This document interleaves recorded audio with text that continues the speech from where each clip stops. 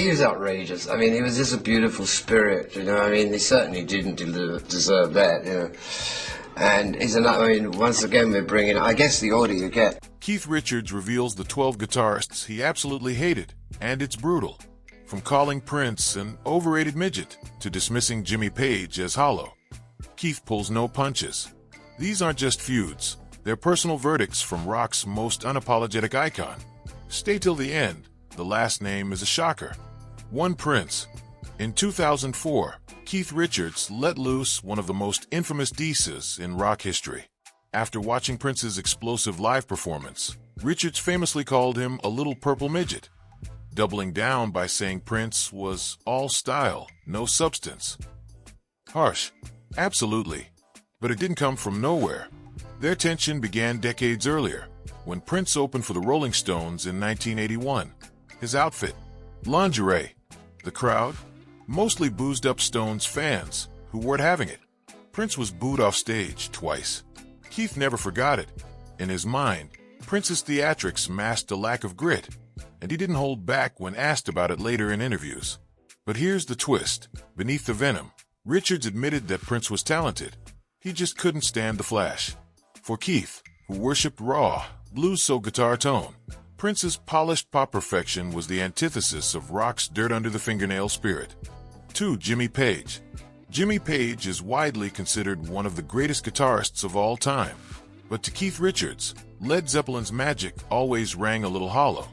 While he's never denied Page's technical brilliance, Richards has repeatedly trashed Zeppelin's music as lacking depth and emotional resonance. In one striking interview, Keith mocked the band's bombast. They had a great sound, but there was no bottom to it. He meant that while the riffs were iconic and Page could shred with the best, the music didn't carry emotional weight, at least not to him. For Keith, Zeppelin's theatrics, mystical lyrics, and layered production couldn't compete with a stripped-down blues groove. And here's the kicker. He didn't hate Page the man. In fact, he praised him as a guitar craftsman and even called him bloody good. But the band? That was another story. Richard saw Zeppelin as an overhyped fusion of flash and fantasy. Too far from the muddy roots of the blues. Too caught up in the fog machines and guitar wizardry. For Keith, real music wasn't about fantasy. It was about feel. 3. Jeff Beck. Jeff Beck and Keith Richards shared a long, uneasy history. They were both British guitar gods, both worshippers at the altar of the blues, but something always kept them apart. And that something was tension. Richards rarely spoke publicly about Beck, but when he did, the compliments came wrapped in thorns. He plays great, Keith once admitted, but I never understood what he was trying to say. That was Keith's way of suggesting Beck was more technician than storyteller, a guitar genius without a message. The two rarely collaborated, and insiders say Beck was never truly welcomed into Keith's inner circle of authentic rockers. Beck's tendency to experiment with jazz fusion, electronic effects, and genre hopping didn't sit well with the Stones' old-school frontman. Where Keith stuck to blues rock basics, Beck soared into the avant-garde. Ironically, both were driven by innovation.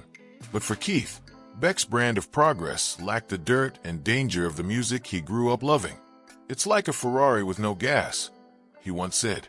4. David Bowie. Keith Richards never liked David Bowie's whole aesthetic. To him, Bowie wasn't a rock star. He was an actor playing dress-up in the theater of glam. "It's all posing, isn't it?" Keith once snapped. That jab summed up his view of Bowie's ever-changing personas.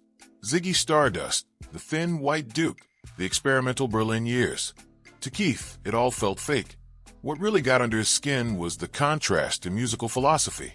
Bowie thrived on reinvention, innovation, and art school eccentricity. Keith thrived on raw blues riffs, authenticity, and staying the same guy he was in 1965. While Bowie was transforming into a glittering alien, Keith was chain-smoking backstage and hammering out Chuck Berry licks. But don't mistake it for jealousy. Richards openly admired some of Bowie's collaborators, like Mick Ronson and even Brian Eno, but not the man himself. In private circles, Keith allegedly called Bowie a flashy twat. And when asked about Bowie's influence, he shrugged it off, claiming he never wrote anything that mattered. Still, Bowie and Jagger shared a close friendship for decades. which always made Keith's attitude a little icier. He didn't just dislike Bowie, he didn't trust him. 5. Jerry Garcia. There's no subtlety when Keith Richards doesn't like something. And when it came to Jerry Garcia and the Grateful Dead, he made that painfully clear. Boring shit, man, he told reporters, before laughing off their entire style as cowboy crap. It wasn't just the music, though Keith did say the Dead sounded like a psychedelic jug band. It was the culture, the slow jams, the endless noodling, the haze of incense and acid. It felt self-indulgent to Keith. Where the Stones thrived on tight grooves and bluesy urgency, the Dead seemed to drift in a cloud of mellow improvisation. To Keith, it was rock without a backbone. And yet, here's the twist. Jerry Garcia admired the Stones. He once said he saw them as the embodiment of swagger and danger. But the feeling wasn't mutual. Keith thought the Dead were musical wallpaper, pleasant, pointless, and way too chill. That's not to say there wasn't some mutual respect. They crossed paths a few times, but Richards never let the public think he was impressed. In fact, when asked about the Dead's legendary live shows, he smirked. Yeah, if you like falling asleep standing up. 6. Noel Gallagher. Keith Richards has always had a low tolerance for arrogance, especially when it's not backed up by age or experience. Enter Noel Gallagher, Oasis guitarist and self-proclaimed savior of rock in the 90s. To Keith, Noel's attitude was a mix of naivety and loudmouth delusion. In interviews, Keith didn't mince words. He's a kid playing with matches. When asked about Oasis, he waved them off as crap. The Gallagher brothers were often described as the new Beatles, but that only made things worse. To someone like Keith, who actually knew and worked with the real Beatles, that comparison was sacrilege. What ticked him off most was Noel's constant trash-talking. Whether it was slagging off other bands or mocking elder legends, Noel seemed to think loud confidence was the same as credibility. Keith saw right through it. "You've got to live the life before you write about it," he said once, clearly aimed at Noel's rapid rise. And yet, it wasn't personal. Keith later admitted that Oasis had some decent hooks, but he stood by his verdict. They were kids pretending to be gods. 7. Eddie Van Halen. You'd think Eddie Van Halen's blazing solos and finger-tapping wizardry would earn the respect of any guitarist. But to Keith Richards, all that speed meant very little. "I'm not impressed by that," he once muttered when asked about Van Halen's technical genius. Just like that, dismissed with a shrug and a sneer. For Keith, Eddie's brand of guitar playing was all fireworks and no fire. He saw it as mechanical, like watching someone solve a Rubik's Cube on stage. Sure, it's clever, but does it move you? Richards has always been a rhythm man. Feel over flash, groove over gymnastics. He once said, "If you need to play 1,000 notes to say something, maybe you've got nothing to say." And to him, Eddie's guitar acrobatics were like watching a circus act. Impressive, but emotionally hollow. The two never had a personal feud, but the cultural clash between their styles was massive. Keith's guitar playing came from the swamps of Mississippi. Eddie's came from the amps of California, squealing, polished, almost alien. 8. James Hetfield. In the world of heavy metal, Metallica reigns supreme. But in Keith Richards' world, they're just part of what he called the great joke. During an offhand remark that managed to insult an entire genre, Keith lumped Metallica, and James Hetfield specifically, into what he described as a bunch of noise merchants. His exact quote, "Millions are in love with Metallica and Black Sabbath. I just thought they were great jokes." It wasn't said with venom, more like confusion. Richards simply didn't get it. The chugging riffs, the guttural vocals, the thrashing rhythm, it all sounded like a wall of chaos to him. Not music, not his music. And Hetfield, the face of Metallica, took the brunt. To Richards, Hetfield's growl and aggressive stage persona felt cartoonish, more posturing than passion. He once described metal vocals as like a dog barking through a distortion pedal. But here's where it gets interesting. Keith didn't entirely reject heaviness. He just needed it to groove. And Metallica's brand of machine gun rifage left him cold. 9. Tony Iommi. Tony Iommi is often credited as the godfather of heavy metal. His down-tuned, sludgy riffs built the backbone of Black Sabbath's ominous sound. But Keith Richards? He didn't see genius, he saw excess. When speaking about Sabbath and their dark, pounding sound, Richards scoffed. It's like they took blues and sucked the life out of it. For someone like Keith, who lived and breathed the raw, emotional grit of early American blues, Iommi's apocalyptic soundscapes felt artificial. Too heavy, too staged, too theatrical. Keith's core complaint? Iommi built riffs like skyscrapers, but forgot to put a heart inside.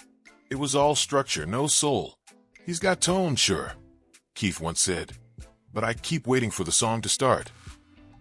And there's no denying that Sabbath's doom-laden style couldn't be more different from the Stones' swaggering, groove-based approach.